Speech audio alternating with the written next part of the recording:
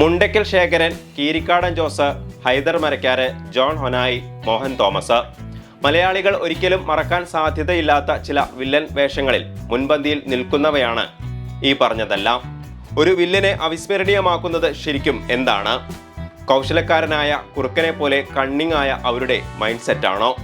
തൊട്ടടുത്ത നിമിഷം എന്ത് ചെയ്തു കളയുമെന്ന് സിനിമയിലെ കഥാപാത്രങ്ങൾക്കോ സിനിമ കാണുന്ന നമ്മൾ പ്രേക്ഷകർക്കോ പോലും ഒട്ടും പിടികൊടുക്കാതെ തികച്ചും അനിശ്ചിതത്വത്തിൽ മുങ്ങിയുള്ള കഥാപാത്ര വികസനമാണോ?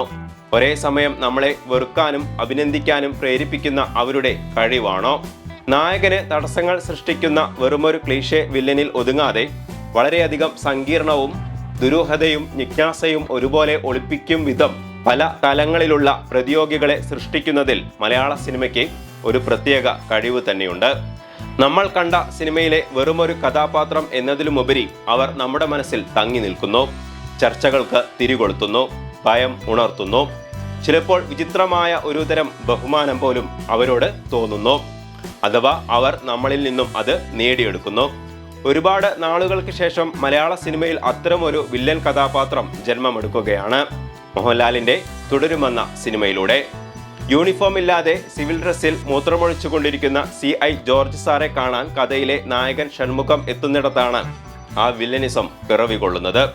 ആദ്യ കാഴ്ചയിൽ അയാളാണ് വില്ലൻ എന്ന് ആദ്യ ദിനം തന്നെ സിനിമ തിയേറ്ററിൽ നിന്ന് കണ്ട പ്രേക്ഷകർക്ക് ഒട്ടും മനസ്സിലായിട്ടുണ്ടാകില്ല. അത്രയും സൗമ്യനായ, പുഞ്ചിരിച്ചുകൊണ്ട് തികച്ചും മാന്യമായി പെരുമാറുന്ന ഒരു പോലീസ് ഓഫീസർ.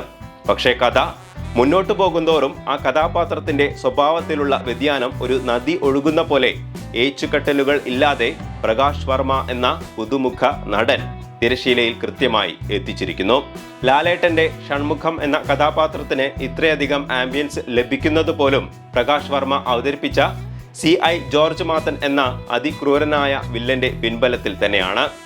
ആരാണ് പ്രകാശ് വർമ്മ എന്നും അദ്ദേഹം നമ്മുടെ നിത്യജീവിതവുമായിട്ട് എത്രയധികം ബന്ധപ്പെട്ടിരിക്കുന്നു എന്നുമൊക്കെ മീഡിയകളിലൂടെ നിങ്ങൾ ഇതിനോടകം തന്നെ അറിഞ്ഞു കാണുമല്ലോ. ഹച്ച് പട്ടിയും വോഡാഫോൺ സുസുമാരുമൊക്കെ നമ്മുടെ ജീവിതത്തിന്റെ ഭാഗമായ ഒരു കാലമുണ്ടായിരുന്നു.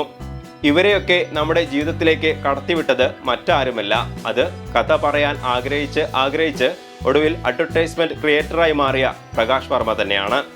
തന്റെ കഥ പറച്ചിലെന്ന സ്വപ്നം ബാക്കിയാകുമ്പോഴും മോഹൻലാൽ എന്ന മലയാള സിനിമയിലെ താരരാജാവിന്റെ ഒപ്പമോ അതിനു മുകളിലോ ചെയ്ത ക്യാരക്ടർ ഡെലിവറിയിലൂടെ അയാൾ മലയാള മനസ്സുകളിൽ ഇപ്പോൾ സ്ഥാനം പിടിക്കുകയാണ്.